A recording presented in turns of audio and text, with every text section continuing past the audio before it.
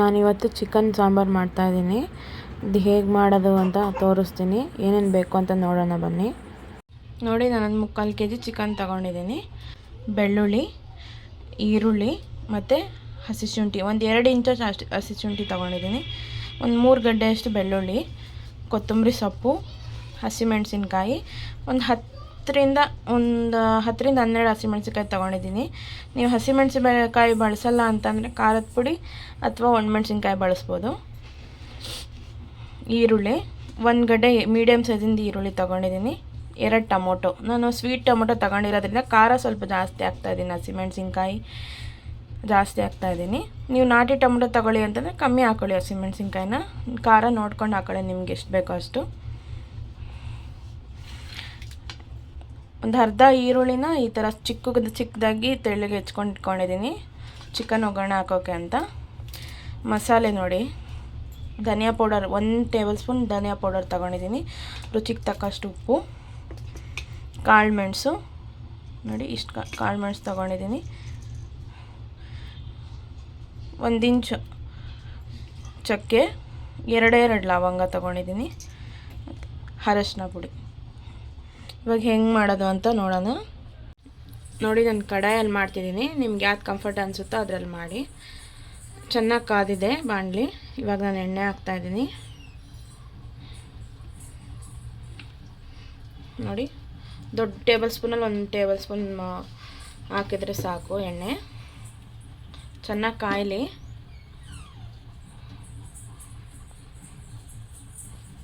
ನೋಡಿ, ಎಣ್ಣೆ ಚೆನ್ನಾಗಿ ಕಾಯಿದೆ. ಇವಾಗ ಚಿಕ್ಕದಾಗಿ ಹೆಚ್ಚಿಟ್ಕೊಂಡಿದ್ವಲ್ಲ, ಅದು ಈರುಳ್ಳಿ ಹಾಕೋಣ ತೆಳ್ಳಗೆ.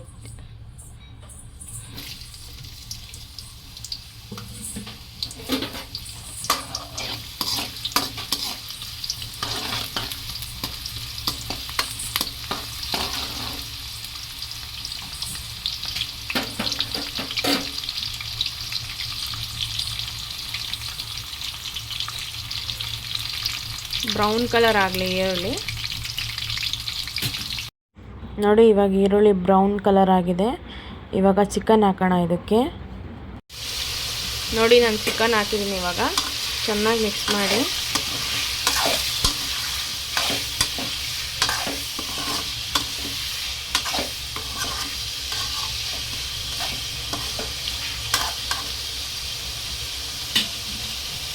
ಸ್ವಲ್ಪ ಹೊತ್ತು ಫ್ರೈ ಆಗಲಿ ಚಿಕನ್ನು. ನೋಡಿ, ಒಂದು ಸ್ವಲ್ಪ ಫ್ರೈ ಆಗಿದೆ. ಇವಾಗ ಅರಿಶಿನ ಪುಡಿ, ಸ್ವಲ್ಪ ಉಪ್ಪು ಹಾಕ್ತಾಯಿದ್ದೀನಿ. ಚೆನ್ನಾಗಿ ಮಿಕ್ಸ್ ಮಾಡಿ.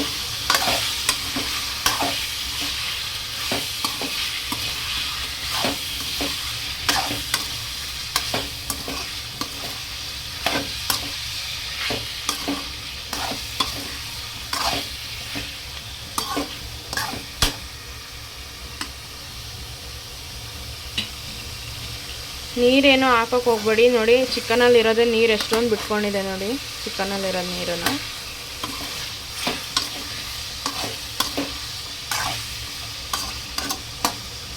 ಐದು ನಿಮಿಷ ಹಿಂಗೆ ಬೇಯಲಿ. ನೋಡಿ, ಚೆನ್ನಾಗಿ ಫ್ರೈ ಆಗಿದೆ. ಇವಾಗ ನಾವು ರುಬ್ಬಿಟ್ಕೊಂಡಿದ್ವಲ್ಲ ಶುಂಠಿ, ಬೆಳ್ಳುಳ್ಳಿ ಮತ್ತು ಈರುಳ್ಳಿ ಪೇಸ್ಟು, ಅದು ಹಾಕ್ತಾಯಿದ್ದೀನಿ.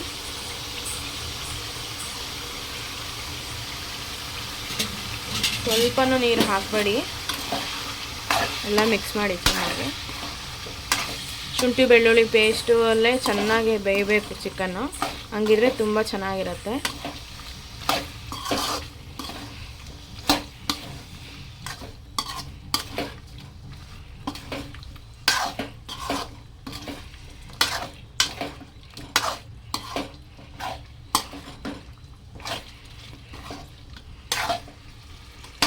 ಚೆನ್ನಾಗಿ ಮಿಕ್ಸ್ ಮಾಡಿ ಒಂದು 10 ಮಿನಿಟ್ಸ್ ಬೇಯಲಿ ಅದು.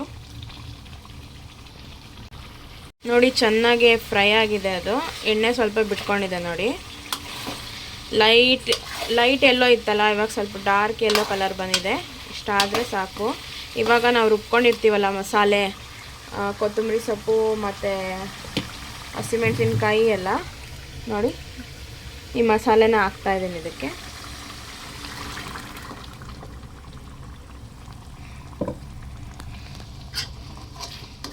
ಚೆನ್ನಾಗಿ ಮಿಕ್ಸ್ ಮಾಡಿ.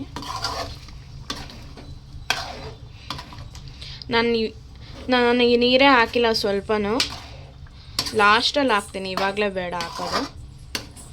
ಮಸಾಲೆ ಎಲ್ಲ ಚೆನ್ನಾಗಿ ಬೇಯಬೇಕು, ಹಂಗಿದ್ರೆ ತುಂಬ ಚೆನ್ನಾಗಿರುತ್ತೆ.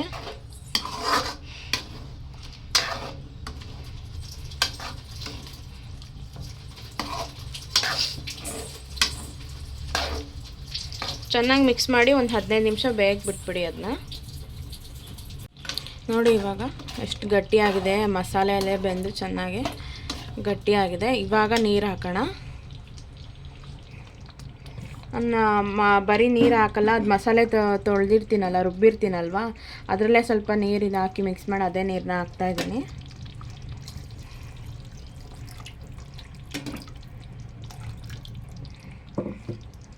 ನಿಮಗೆ ಗಟ್ಟಿ ಬೇಕು ಅಂತಂದರೆ ಸ್ವಲ್ಪ ನೀರು ಹಾಕ್ಕೊಳ್ಳಿ, ಇಲ್ಲ ತೆಳ್ಳಗಿರಬೇಕು ಅಂತಂದರೆ ಸ್ವಲ್ಪ ಮೀಡಿಯಮಾಗಿ ನೋಡಿಬಿಟ್ಟು ಹಾಕ್ಕೊಳ್ಳಿ ನೀರು. ಚೆನ್ನಾಗಿ ಮಿಕ್ಸ್ ಮಾಡಿ. ಉಪ್ಪು ಎಲ್ಲ ನೋಡಿ, ಟೇಸ್ಟ್ ನೋಡಿ, ಉಪ್ಪು ಕಮ್ಮಿ ಇದ್ರೆ ಹಾಕ್ಕೊಳ್ಳಿ. ಇವಾಗ ಒಂದು 10 to 15 ಮಿನಿಟ್ಸ್ ಚೆನ್ನಾಗಿ ಬೇಯಲಿ ಅದು.